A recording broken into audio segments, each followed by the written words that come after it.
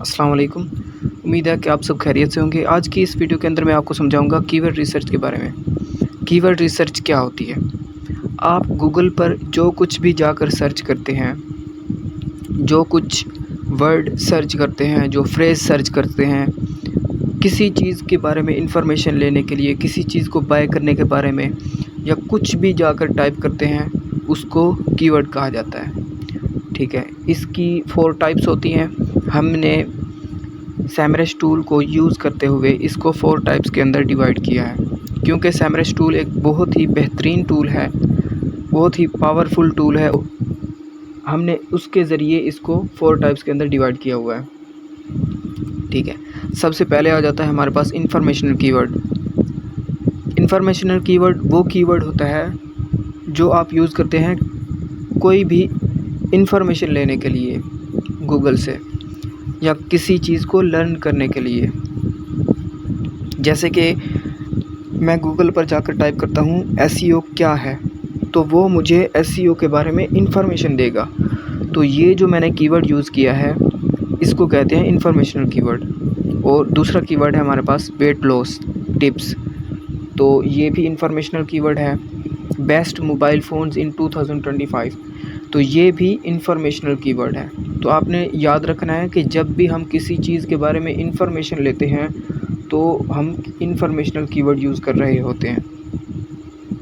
ठीक है, उसके बाद ये है सैमरस टूल का ओवरव्यू। ये जब आप परचेज़ करेंगे तो मैं इसको प्रैक्टिकली आपको समझाऊंगा। अभी मैं आपको यहाँ इसका ओवरव्यू दे देता हूँ कि ये हमारे पास सैमरस टूल के कीवर्ड ओवरव्यू का स्क्रीनशॉट है। ठीक है, तो यहाँ पर एक सर्च बार है, यहाँ पर मैंने कॉफ़ी कैलोरीज़ को सर्च किया है। ठीक है, उसका कीवर्ड ओवरव्यू यहाँ हमें दिखाई दे रहा है। तो ये मैंने किस कंट्री के बारे में सर्च किया है, ये मैंने सर्च किया है यूनाइटेड स्टेट के बारे में। ठीक है, तो इसका सर्च वॉल्यूम कितना है? इसका सर्च वॉल्यूम है हमारे पास 6.6K, यानी यूनाइटेड स्टेट के अंदर 6.6K टाइम्स लोगों ने सर्च किया है इस कीवर्ड को। तो इस कीवर्ड की डिमांड बहुत ज़्यादा है। और ग्लोबल वॉल्यूम इसका कितना है, यानी पूरी वर्ल्ड वाइड कितने लोगों ने, कितनी कंट्रीज़ ने इसको सर्च किया है? 23.3K। तो इसका वॉल्यूम इतना ज़्यादा है। ठीक है, और ये हमें कंट्री वाइज दिखा रहा है। उसका इंटेंट क्या है? क्योंकि मैंने आपको बताया था कि ये इंफॉर्मेशनल कीवर्ड है, तो यहाँ पर इंफॉर्मेशनल कीवर्ड दिखा रहा है। इंटेंट का मतलब है कि आपने किस इरादे से सर्च किया है। क्या आपने कुछ बाय करना था? क्या आपने कुछ इन्फॉर्मेशन लेनी थी? तो ये मैंने इन्फॉर्मेशन लेनी थी, तो इसको इंफॉर्मेशनल कीवर्ड यहाँ पर इंटेंट दिया गया है। यहाँ पर है सीपीसी। सीपीसी वो कॉस्ट होती है जो कि आप ऐड चलाने के लिए, इस कीवर्ड को ऐड चलाने के लिए यूज़ करते हैं। मतलब अगर मैं इस कीवर्ड पर एक आर्टिकल लिखता हूँ अपनी वेबसाइट के अंदर, तो पर क्लिक मुझे $2 पे करना पड़ेगा एडवर्टाइजमेंट के लिए। जो कुछ कोई भी इस कीवर्ड के लिए मेरी वेबसाइट पर आकर क्लिक करेगा तो मुझे $2.57 पे करना पड़ेगा, क्योंकि मैं उसका प्रमोशन कर रहा हूँ अपनी वेबसाइट को रैंक करवाने के लिए। तो उसके बाद है हमारे पास कीवर्ड डिफ़िकल्टी। कीवर्ड डिफ़िकल्टी का मतलब ये होता है कि उस कीवर्ड पर रैंक करना कितना आसान है या मुश्किल है। तो जितनी कीवर्ड डिफ़िकल्टी कम होगी, आपके रैंकिंग करने के चांसेस उतने ज़्यादा होंगे। जितनी कीवर्ड डिफ़िकल्टी ज़्यादा होगी, आपके रैंकिंग करने के चांसेस उतने कम होंगे। तो इसकी कीवर्ड डिफ़िकल्टी है हमारे पास 48, तो इस कीवर्ड पर रैंक करना थोड़ा सा मुश्किल होगा। ठीक है, और सेकंड आ जाता है हमारे पास नेविगेशनल कीवर्ड। नेविगेशनल कीवर्ड वो कीवर्ड होता है जो आप किसी भी स्पेसिफिक साइट या पेज को फाइंड करने के लिए यूज़ करते हैं। जैसे कि मैंने यूट्यूब से वीडियोस देखनी है, तो मैं गूगल पर जाकर टाइप करूँगा यूट्यूब, तो मुझे यूट्यूब की ऑफिशियल साइट दिखाई देगी। तो ये मैंने कौन सा कीवर्ड यूज़ किया? ये मैंने यूज़ किया नेविगेशनल कीवर्ड।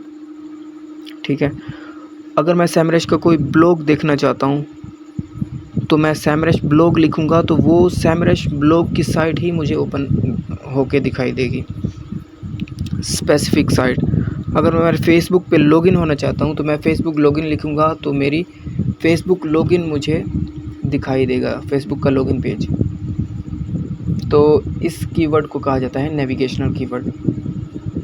ये आपने याद रखना है, आगे हमें बहुत काम आएगा। और ये बिल्कुल सेम हमारे पास स्क्रीनशॉट दिखाया गया है कीवर्ड ओवरव्यू का।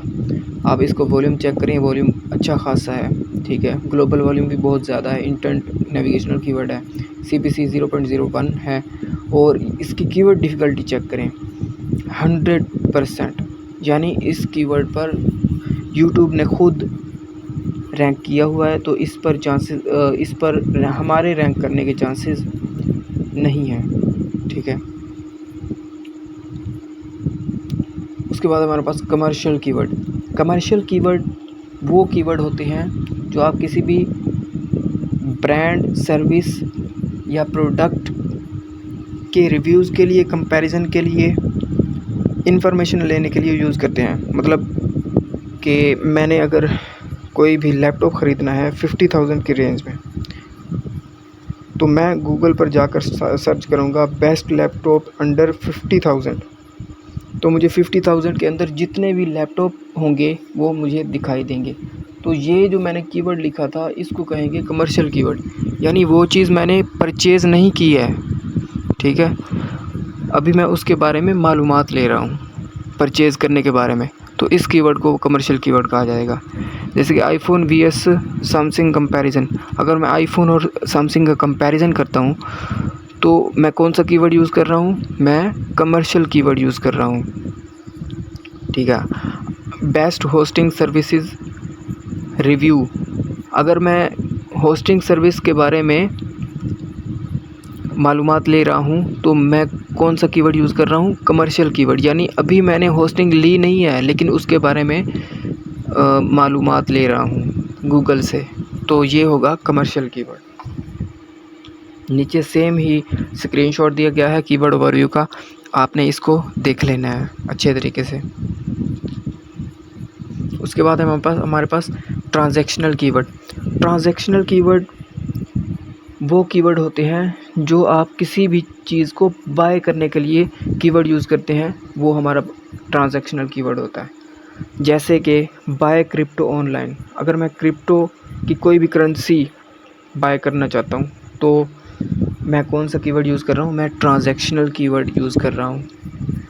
अगर मैं लिखता हूँ गूगल पर जाकर बाय नाइक शूज़ ऑनलाइन, तो मैं कौन सा कीवर्ड यूज़ कर रहा हूँ? मैं ट्रांजैक्शनल कीवर्ड यूज़ कर रहा हूँ। Best hosting, web hosting purchase.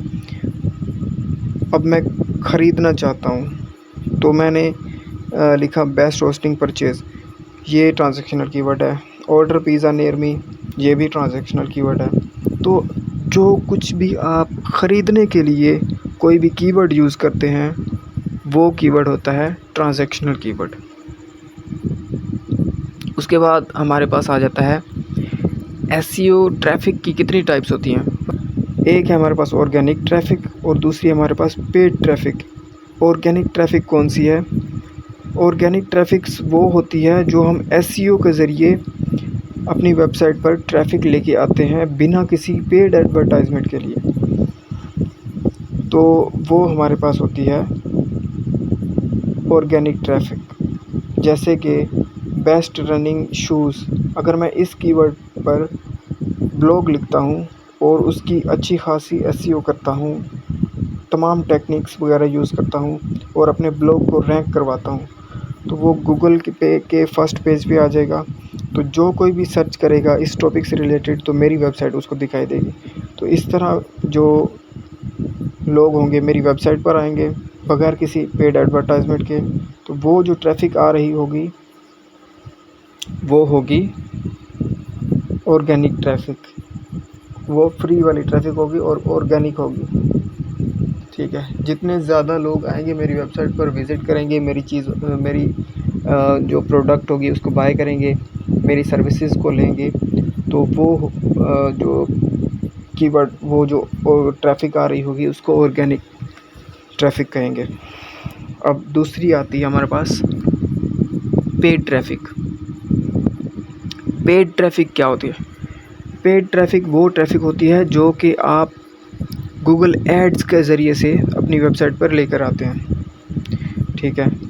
तो आप अपनी एक वेबसाइट को रन करते हैं, तो रन करने के बाद आप उसके पे ट्रैफ़िक लेके आना चाहते हैं, तो आप उस वेबसाइट का ऐड चलाएँगे गूगल पर, तो आपकी वेबसाइट गूगल पर दिखाई देगी उसके फर्स्ट पेज पे, क्योंकि आपने उस पे अच्छा खासा पैसा खर्च किया है एडवर्टाइज़मेंट के लिए। तो जैसे वो लोगों को दिखाई देगी तो लोग उस पर विज़िट करेंगे, तो जितने ज़्यादा लोग विज़िट करेंगे तो आपको उतना ज़्यादा रेवेन्यू जनरेट होगा। तो सेम ही यहाँ पर मुझे एग्ज़ाम्पल दिखाई दे रही है बाय रनिंग शूज़। अब मैंने एसईओ पे टाइम नहीं लगाया, बगैर एसईओ पे टाइम लगाए मैंने उसका डायरेक्ट ऐड रन करवा दिया है। तो गूगल चेक करेगा कि भाई इसका इतने खर्चा किया है, तो वो गूगल अपने सर्च इंजन में दिखाएगा। तो जैसे वो आपकी वेबसाइट दिखाई देगी लोगों को, वो उसको विज़िट करेंगे, तो आपकी ट्रैफ़िक पेड एडवर्टाइज़मेंट की जनरेट हो जाएगी। आपकी वेबसाइट पर ज़्यादा से ज़्यादा लोग आएंगे और आपको ज़्यादा से ज़्यादा बेनिफिट होगा। उसके बाद है हमारे पास सेमरश टूल और डोमेन ओवरव्यू। सेमरश टूल एक बहुत ही पॉपुलर टूल है एसईओ का, जो कि वेबसाइट को एनालाइज़ करने के लिए, कीवर्ड रिसर्च करने के लिए, साइट को ऑडिट करने के लिए, डोमेन ओवरव्यू के लिए ठीक है, और कीवर्ड रिसर्च के लिए भी यूज़ किया जाता है। एसईओ सेमरश टूल को आप यूज़ करते हुए अपनी वेबसाइट की परफॉर्मेंस को चेक कर सकते हैं, ठीक है, उसकी रैंकिंग को चेक कर सकते हैं, अपने कॉम्पिटिटर को एनालाइज़ कर सकते हैं। इसके अंदर एक ऑप्शन होता है डोमेन ओवरव्यू का। सबसे पहले हमने उसको चेक करना है। तो डोमेन ओवरव्यू क्या है? डोमेन ओवरव्यू का मतलब है कि आप अपनी जो वेबसाइट होगी उसकी डोमेन